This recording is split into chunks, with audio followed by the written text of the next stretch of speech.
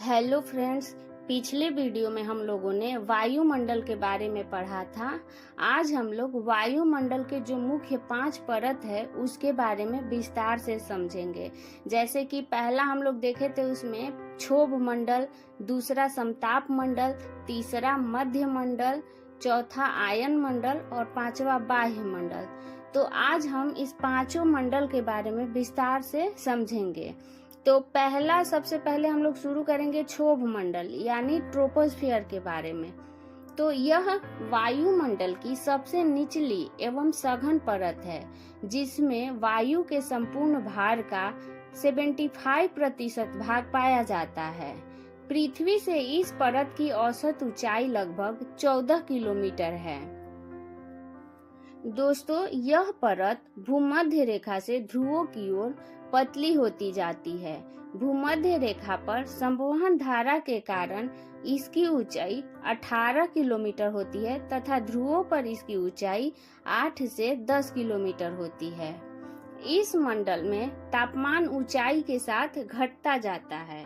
165 metre पर लगभग 1 degree centigrade तापमान में कमी आती है, जिसे नॉर्मल लैप्स रेट या सामान्य ह्रास दर कहा जाता है।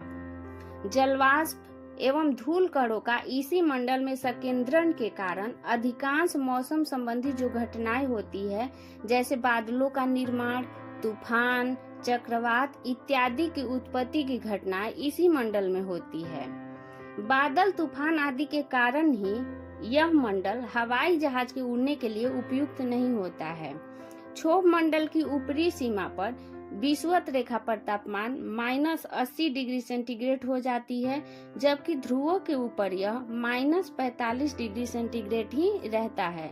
दोस्तों, क्षोभ मंडल तथा समताप मंडल के बीच एक संक्रमण स्तर होता है, जिसे क्षोभ सीमा या ट्रोपोपॉज कहा जाता है। अब हम लोग देखेंगे दूसरा यानी समताप मंडल, जिसे स्ट्रेटोस्फियर कहा जाता है। तो क्षोभ सीमा या ट्रोपोपॉज के ऊपर समताप मंडल स्थित है। इसकी ऊंचाई 18 किलोमीटर से 50 किलोमीटर तक होती है। स्ट्रेटोस्फियर के निचले भाग में अर्थात 20 किलोमीटर की ऊंचाई तक तापमान लगभग स्थिर रहता है, परंतु ऊपरी भाग में यानी 50 किलोमीटर की ऊंचाई तक तापमान बढ़ता है, क्योंकि यहाँ सूर्य की पराबैंगनी किरणों का अवशोषण करने वाली ओजोन गैस होती है। 20 से 35 किलोमीटर की ऊंचाई तक ओजोन परत पाई जाती है, इसलिए इसे ओजोन मंडल भी कहा जाता है। CFC यानी क्लोरोफ्लोरोकार्बन, हैलोन जैसी गैसों के कारण इस मंडल को काफी नुकसान हुआ है। इस मंडल में वायु की गति क्षैतिज यानी हॉरिजॉन्टल होती है, बादलों का अभाव होता है तथा धूल कण एवं जलवाष्प भी नाम मात्र के ही पाए जाते हैं यानी कम पाए जाते हैं। जेट विमान एवं वाणिज्यिक हवाई जहाज इस मंडल में उड़ते हैं, क्योंकि यहाँ वायु का घर्षण कम होता है और मौसम स्थिर होता है। दोस्तों, समताप मंडल का वायुमंडल में काफी महत्व है। ओजोन परत के कारण यह सूर्य की हानिकारक पराबैंगनी किरणों को अवशोषित करती है, जिसे त्वचा कैंसर, आंखों की बीमारियां और अन्य जैविक नुकसान से बचाव होता है। विमान उड़ानों के लिए भी यह एक आदर्श परत है। समताप मंडल और मध्य मंडल के बीच में एक संक्रमण पेटी स्थित होती है, जिसे स्ट्रेटोस्पॉज कहा जाता है या समताप मंडल सीमा भी कहा जाता है। अब हम लोग देखेंगे तीसरा मध्य मंडल, जिसे मेसोस्फीयर कहा जाता है। तो यह पृथ्वी के वायुमंडल की तीसरी परत है, जो समताप मंडल या स्ट्रेटोस्फीयर के ऊपर स्थित है। यह 50 किलोमीटर से 80 किलोमीटर की ऊंचाई के बीच फैला हुआ है। इस मंडल में ऊंचाई के साथ तापमान में कमी आती है। यह वायुमंडल की सबसे ठंडी परत होती है, जहां तापमान -90 डिग्री सेंटीग्रेड तक गिर सकता है। यह परत पृथ्वी को उल्का पिंडों से बचाने का काम करती है।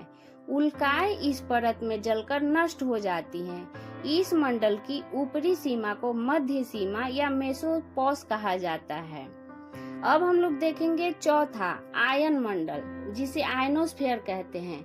इसे तापमंडल या थर्मोस्फीयर भी कहा जाता है। इस मंडल का विस्तार 80 किलोमीटर से लेकर 500 किलोमीटर की ऊंचाई तक है। आयन मंडल में तापमान तेजी से बढ़ता है। ऊपरी सीमा पर यह बढ़कर 1000 डिग्री सेंटीग्रेड हो जाता है। दोस्तों, पृथ्वी से प्रेषित जो रेडियो तरंगे होती हैं, इसी मंडल से परावर्तित होकर पुनः पृथ्वी पर वापस लौट आती हैं। इस मंडल की जो हवा होती है वह विद्युत आवेशित होती है, इसलिए इस मंडल में वायु के कण विद्युत विसर्जन के कारण चमकने लगते हैं। और अब हम लोग देखेंगे पांचवा और आखिरी बाह्य मंडल यानी एक्सोस्फीयर के बारे में। तो यह वायुमंडल की सबसे ऊपरी परत है।